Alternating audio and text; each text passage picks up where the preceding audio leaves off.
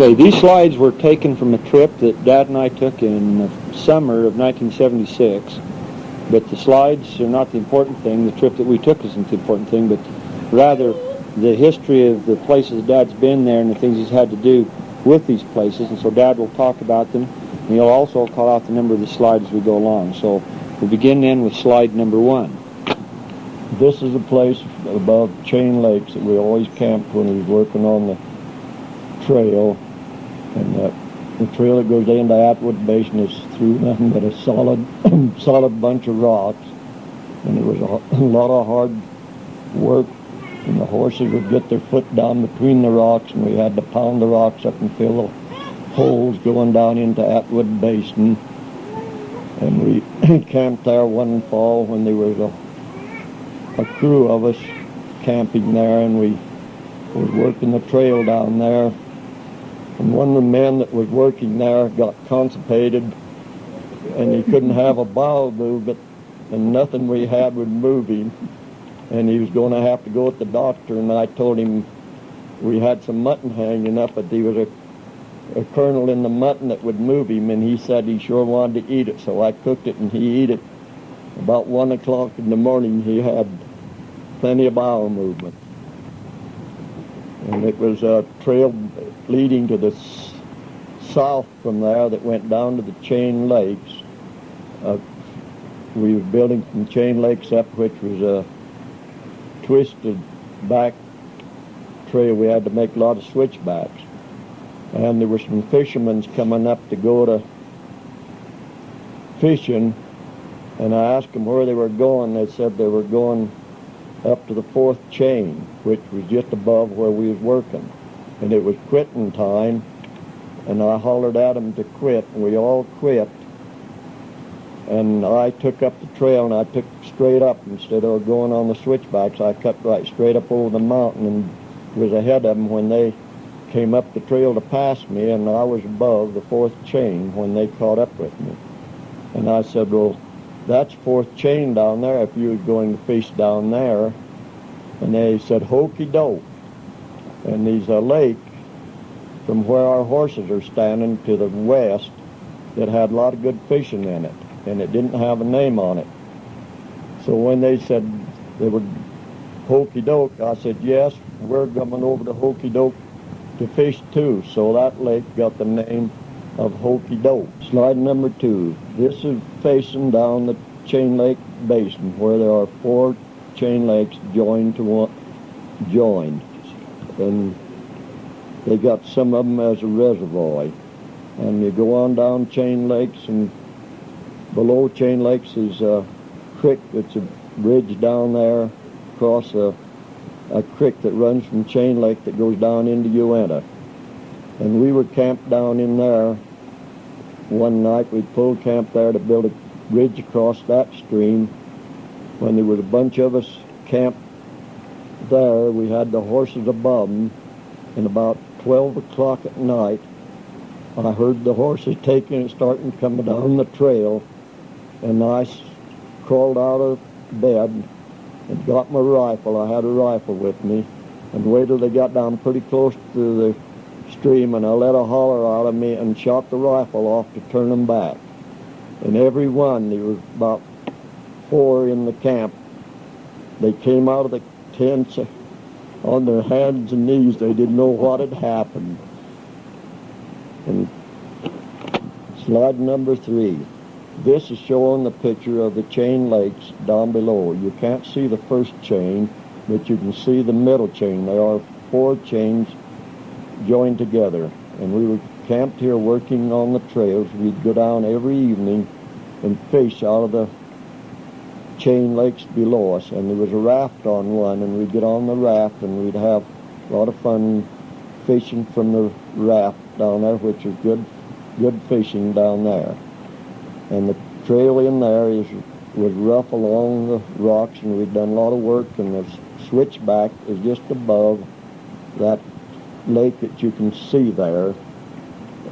We had to make a lot of switchbacks to get up to where our camp was, and we'd done a lot of trail work on that. This is slide number 4. This is where the rocks are really holes in between the rocks getting down through to get into Atwood Basin. There've been a lot of horses get their foot caught in there and break their legs, and we had to pound rocks up and fill the holes up that goes down into Atwood Basin there. There was one time we was working down the trail there below where I'm standing, and there were a fisherman coming out with a pack mule, and he gave his pack mule out, and he was dragging him up through, and Tom Burton and I stopped him and had him take his pack off and let his mule rest till the next day. The rocks was really bad, and it was really rough to get through, and you couldn't tie your pack horses to one another, and or your lead horse would jerk your pack horse off the trail and he'd get his feet down in the rocks. So we had to be careful about leading the horses through without them holding back, and your horse to jerking them to pull them to come, and they'd throw them into the rocks. It was really a rough trail to get down into Atwood Basin, and we spent about 6 weeks working on that trail and pounding rocks and putting gravel and carried them in on pack bags to fill the trail up. Okay, what's all that pass? Is it Robert's Pass? This is the Robert Pass. This is slide number 5. This is where we're down at the bottom of the Robert Pass getting into the Atwood Basin. And we stopped there to take a rest and let our horses rest after getting down through the thick rocks. Right in front of the pack horse where I'm standing is a little spring that comes out of the rocks. The water is so cold that it's just like drinking off an ice block. And they return there and head north to go up into the Atwood Basin. This is slide number 6. This is Atwood Lake. From where I'm standing, you can see over Atwood Lake. That's a reservoir they have built there for dry gulch water. And that lake is about a mile long. And the first time I was up there was when I was about 20 years old, and they had a canoe built hollowed out a big tree and pointed it, put 2 logs on each side to balance it, and they put paddles on it, and you could go all over the lake on it. We used to have a lot of fun going across the lake and up and down it, and it had a lot of nice fish in it. It was good fishing. And that runs off and goes down into Uinta River. That's a pretty lake. This is slide number 7. This is the pass between Atwood and Painter's Basin. And this shows a frog pond in the head of Painter's Basin at the bottom of King's Peak, which King's Peak I have climbed about 3 different times to the top of King's Peak. We'd ride our horses up the trail going over the Robert Pass, which heads into Yellowstone, and we'd tie our horses up, and there was nothing to tie our horses to, so we'd always tie each horse to a saddle stirrup and face them the opposite way, so all they could do was go around a circle and they couldn't leave us. And that was a great lot of fun to climb to the top of King's Peak and look over into Wyoming's side. You could even see the smoke from the trains in a good clear day over into the Wyoming side. This is slide number 8, where we're coming down from Atwood down into Painter's Basin, and we're just coming into the timber, getting to the timber line, and right down where we're looking here below the rocks is where the trail forks. One goes down Painter's Basin to meet the trail that comes up from Shale Dugway that goes to Fox Lake, and the other trail goes to the left over to Kidney Lakes, which is the Highline Trail. This is slide number 9, where we come down off from the Wally into Painter's Basin right at the bottom. This is Peak. is. No, that's Bally there, and the trail forks here. One goes down Painter's Basin, and the other one goes up to go over the Robert Pass, and one forks at the top of the Robert Pass and goes down Henry's Fork. This is slide number 10, right at the head of Painter's Basin, and that is King's Peak there, covered with clouds. And right to the right of my head is a trail that comes up over there, and we'd go up over there and tie our horses right up where that little light is shining, and then we'd climb King's Peak up on that slope to get to the top of King's Peak. This is slide number 11. We're about halfway down Painter's Basin towards the Shale Dugway, and this picture is took,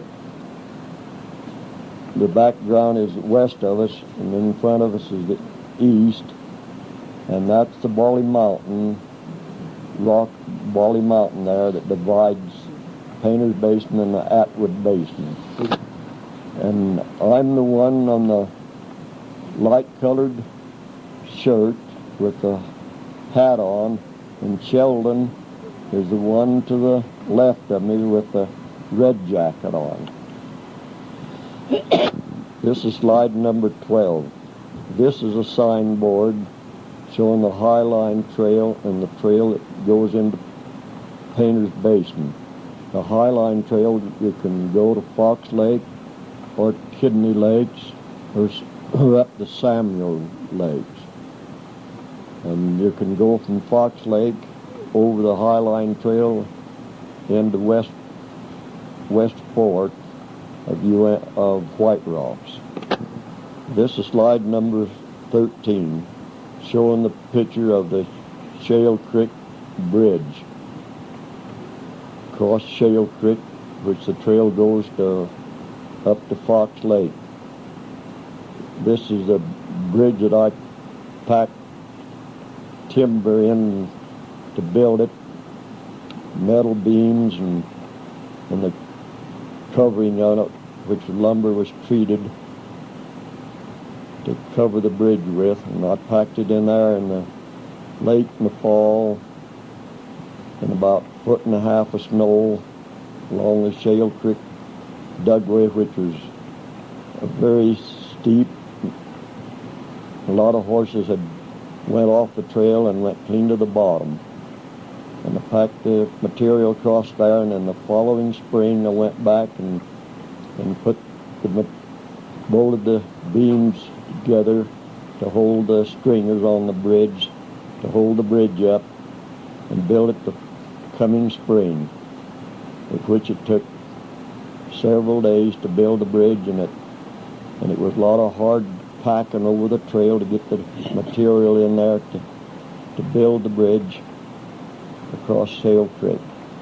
And above this here Shale Creek is a little bench when you come up out of the Shale Creek up on top, and we were working the trail in there one fall, late in the fall, finishing up in there, and we run out of food. We only had just a little food to eat, and we had about another 4 or 5 days to work, and there were some deer coming down the trail, and I shot a fawn deer so we'd have meat to eat to finish the job on the trail.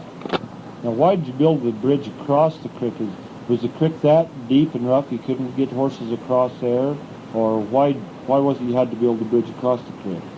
Well, if we wouldn't have built a bridge across the creek, we had to go up on the east side of the creek for quite a ways, and it was really rough, and the creek would have big boulders in it, and you couldn't hardly get your horses across the creek. So we had to, and it was steep on the east side of the creek, and you couldn't hardly get up through it, and you couldn't get across the creek till you went up quite a ways, and it would have took a lot of work to build a trail, and we'd have still had to bridge the creek after we got up creek on account of it being steep and rough. This is slide number 14. This is the trail that's starting to go across the shale dugway, which is nothing but shale rocks, and the trail is built in the shale rocks, then picked in with picks and mattocks to build the trail, and it's farther down to the bottom of the creek than it looks, and there's been several horses go off from the trail and go clean to the bottom of the creek before they could get back on their feet, which several horses got hurt, and they'd lost several packs in there getting around this trail, and it's a lot steeper and lots farther down the bottom than it looks. And we're looking, the trail is going north, and we're looking north. This is slide number 15, showing the picture where Shale Creek and Painter Basin drainage come in together. And this is showing how steep the canyon is there where the trail goes along Uinta Canyon. This is slide number 16. This is where we used to camp when we worked the trail up Uinta River. And the picture showing here of the stream is where it's coming out of Atwood Basin down into the Uinta River, which is a beautiful little place. And where we camped, back there was a little meadow to the east of the Uinta, only the picture is a little darker.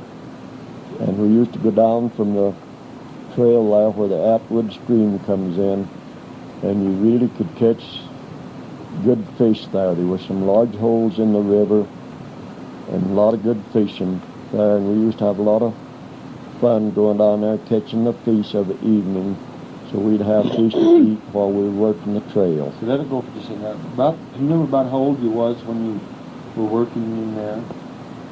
How old I was when I was working that trail? Oh, I'd imagine about 35. About 35? About 35 years old when I was working. Val would have been a baby? Val would have been a baby then. Back then. Mm-hmm. This is slide number 18. This is a bridge across which they call the Rock Canyon Bridge. This is another bridge that I hauled timber in to build and hauled cement in to run cement foundation for the stringers to go across on. And we packed all the material in, cement and the whole thing in there to build the bridge. And I believe the depth of that is about 15 to 20 feet to the bottom of the stream from the top to the top of the bridge. And one of the men, when we was working on this bridge, we had bolts and big bolts and stuff we were putting on the bridge to hold the bridge, and he dropped the wrench and it went down off into a hole in the below, which we never tried to find because the hole was so deep there's no use trying to find the wrench. And we were several days of building this bridge. We packed the stuff in on the fall before we was going to build, and the storm got so bad we had to wait till spring, and then we packed the cement and gravel in and built the bridge in the spring, which the trail before the bridge was built was practically made through solid rock, and it was really hard to get a pack horse in and up across the Rock Canyon Creek there. So, you know, Dad, about how far would this be from the present U-Bar Ranch? You had to pack that stuff in. This would be in the neighborhood from the U-Bar Ranch to pack the stuff in, I imagine about 10 miles. Now, anything else you... No. This is slide number 19. This is about 3 miles from the Dude Ranch going up Uinta River. And there was a bunch of us going up to work the trail below Chain Lakes and we camped here overnight. We got in here late one night, and there were about 4 of us, and we camped here in this little meadow here, their heads, so they wouldn't leave us. And the other 2, they wouldn't wouldn't tie a rope to their tails, and we told them their horses wouldn't stay there because their feed wasn't too good in there, and they didn't. They left and went clear down in the park below the Dude Ranch, which was about 5 miles, and they had our horses were still there, fed around in the meadow all night, and they had to take our horses and go clear down to get their horses the next morning. So that one thing we learned to do was to take a rope and tie in your horse's tail into their hobbles between their legs, and they could feed all night, but they couldn't jump. If they jumped, they'd go on their head, and they'd only jump once, and then they wouldn't try to go any more.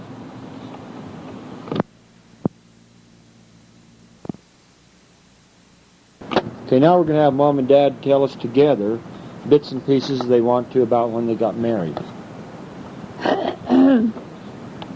You started out. Well, when we got married, we was figuring on going to Vernal, to the courthouse, to get married over in Vernal.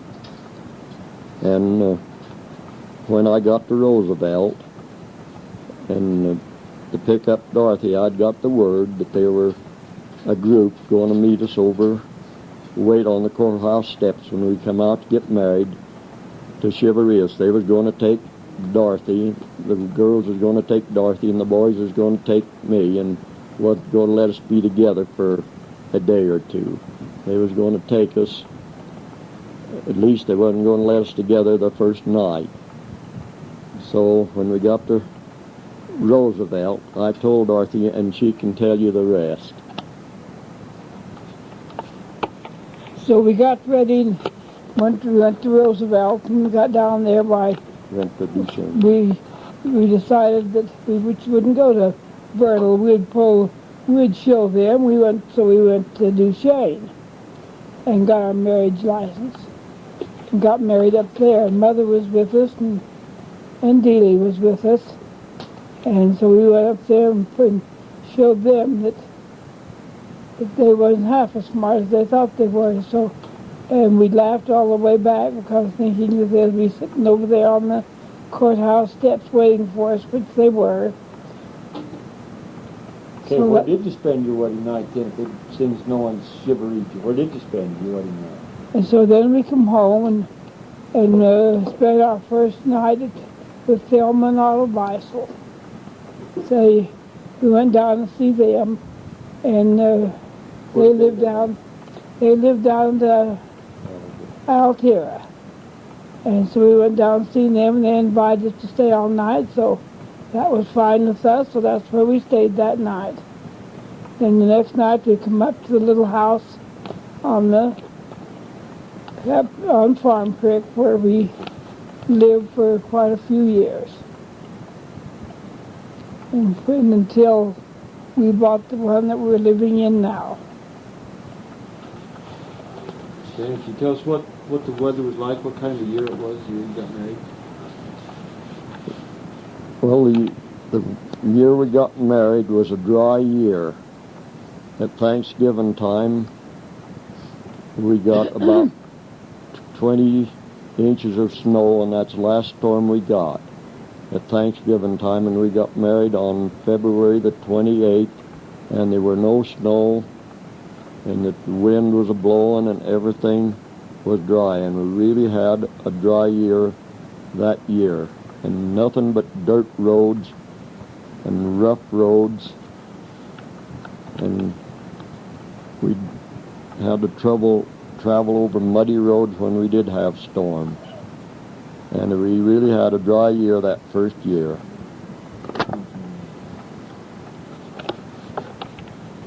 We are up to Sheldon. Sheldon and Donna come up tonight, and brought their films, and that the boys and Donna's brothers and Paul and Sheldon took on the mountain a few years ago to show them to us. So, and that's why we give them this little story, which is April the 10th, 1981. Okay. Virginia on October the 30th, 1909, and I came to move to Utah when I was a very little girl. The reason that I moved to Utah was that the Mormon elders came to visit my grandfather and told him what a wonderful place Utah was, what big opportunities there was here, and all about the Mormon Church. And he come to after he come to Utah and found this out, he come back and back to West Virginia and talked my father into moving to Utah. Mother didn't want to come. She was very all of her family was there, and she was very much settled. She didn't want to move to Utah, but resentfully she come. And we come on the train. I was just a very little girl.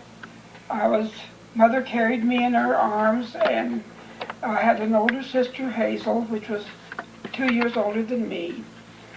And we come on the train to Price, and from Price, Utah, we come from there in a wagon, pulled by horses. It seemed to Mother a very long trip because with the two little children it was very, very hard. But we come to Roosevelt, where we settled in a tent, and Main Street was just a barren, just a dirt road practically, with a few log cabins and one little store on Main Street. And this store was run by a man called C.C. Larson. And from there, we stayed there until I was 4. And then from there, the government turned loose the land down in the Ouray Valley to settlements for people to take up homesteads. So my father and my grandfather moved from there down and took up land down on the Green River. And he built us a house. We lived in a tent until they could get us a one-room log house built. And there we lived in this room. And he also helped build a log cabin schoolhouse. And then me and my sister went to this school. I was only 4 years old, but they let me go to school in order to have enough children that they could get a teacher. And I lived there until we didn't live there too long. I think it was about 2 years, maybe 3 years. And then we moved from there up out north of Roosevelt. And my grandma and grandpa, and that's where they had took up a residency there. And when they had bought, I don't know how much land it was. It might have been 40 acres. I don't know, 60 acres. I don't know how much land they took up. But anyway, they built another log schoolhouse out in a little community that they called Hartford. And I went to school there until Hazel was in the 8th grade, and we had to move to Roosevelt in order for her to go to high school. So I went to high school, and I went to finish my grade school, and then went to high school here in Roosevelt at the Roosevelt High. And from then I went to high school for 3 years, and the folks didn't have the money to pay me to go on into to graduate, so I had to quit in the third year of high school. Then I went to work. I worked for the ladies around town and did their housework, took care of their babies, and I just worked like that. I worked, as I got older, I worked in the Harmson Cafe, when Harmson's had a cafe for a while, and I worked at the store where Marion's store is now. I worked there for a while. And then I just went back and forth with taking care of people's children, ladies' children, and doing their housework and just any kind of work I could get. Okay. Tell me a little bit about where your clothes and your food came from when you were a little girl. My clothes were all made by hand. Mother did not have a sewing machine. She had to make them by hand. She sewed them up by hand. They had material in the stores here in Roosevelt that she could come and buy, but it was a very poor grade, a low grade of material. It was coarse and not nice and pretty like it is now. But Mother made them by hand, and also my underwear was made by hand. You could buy a elastic, and she put a piece of elastic in the top, and that was the kind of underwear that I wear. Its slips also were made out of flour sacks. So that was the kind of clothes that I wore in the grade schools. But when I went to high school, my clothes were a little bit better than that. You could buy nicer material, and Mother got her first sewing machine when we moved to Roosevelt. Okay, tell me the kinds of things that you did when you were a little girl for fun, how you played. Well, for fun, there was no toys at that time that you could buy. And my grandmother, I don't know where she got the doll head, but it was a painted head, painted hair, and painted eyes and face and like that. And she made her body out of a flour sack, which was stuffed with feathers, because they saved all of their feathers whenever they killed a chicken, and she stuffed it with feathers, and then made it a dress. And I thought that was the most beautiful doll in the world. I thought that was just, there couldn't be a prettier doll than that, and I played with that. That was the only doll that I ever had, because at that time I was older than, they just didn't buy dolls for little girls or get the dolls. And so my Christmas things and like that was always clothes.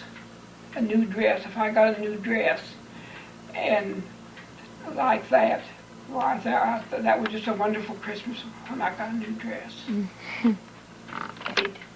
I had to go to another school about 4 miles from home. So my father bought a two-wheeled cart that you hooked one horse to. It had what they call shafts on it, and you put these right up the side of the horse and hooked it onto this little cart. And it had a place to put your feet. Down there, there was a place to come down, and you put your feet, and it had a little back on it so that you wouldn't fall off and tip over backwards. And we had a little pony that was real tame, and Grandpa would hook her to that cart and take us to school this 4 or 5 miles. And we were the envy of the school. The kids would try to let them get in and ride with us, but Dad had told us to not let anybody ride with us because we might do something to scare the pony and she'd run away with us, because she just wasn't used to anybody, only just us. So we wouldn't let any kids grab a hold and hang on or try to get in the seat with us or anything. And they thought that was just so nice to get to ride to school like that and not have to ride in the snow, walk in the snow to school. We always took a little bunch of hay. We put her feet on for the horse's dinner, and we'd take the bridle off of her and tie her up to fence that was there, and then go out and give her hay at noon and give her a drink of water. And then on the way back, well, she'd be anxious to go get home, and she would really come. She'd really trot, and boy, Hazel and I would really have a ride home in that cute little cart. Great. Well, we had to get her to high school, started at the high school, so we moved to Roosevelt, where I went to high school in the old Roosevelt High. And I went for 3 years, and then I didn't, the folks just didn't have the money to put me through high school, so I wasn't able to finish. Hazel finished, but I wasn't able to finish because she was a year ahead of me. So I went to work and worked for ladies around town, taking care of their children, doing their housework. There was an old doctor here called Dr. Whitmore, and I worked for them for years, taking care of their children, doing all the housework and the laundry and cleaning up the house. I didn't work every day. I only worked just a few days a week. Maybe some days it'd be 2 days or 3 days. One year they went clear back to Ohio to visit his folks, and left me with the 2 children while they went back to visit, and they were gone for 10 days. And in between time, their children come down with the chicken pox. And that frightened me because I didn't know what to do or what to do, but they had a telephone, and they'd call every so many days to see how we was getting along. Just every maybe, they probably called us about 3 times, I think, while they was gone. And when they called the first time, of course, I told them that they had the chicken pox. And they were really surprised, and the mother wanted to come right home. And the doctor says, no, she can take care of them. Says that chicken pox isn't a serious disease, just keep them in the house and keep them amused. Don't let them run around any more than possible. Try to hold them down as quietly as you can. So that's what I did. I'd have to leave them about every 2 or 3 days and go to the store and buy some food of some kind. But I'd leave them, and they were real good children. They'd stay in. And so I took care of them while they got through their chicken pox, and it was all over them when their folks got back.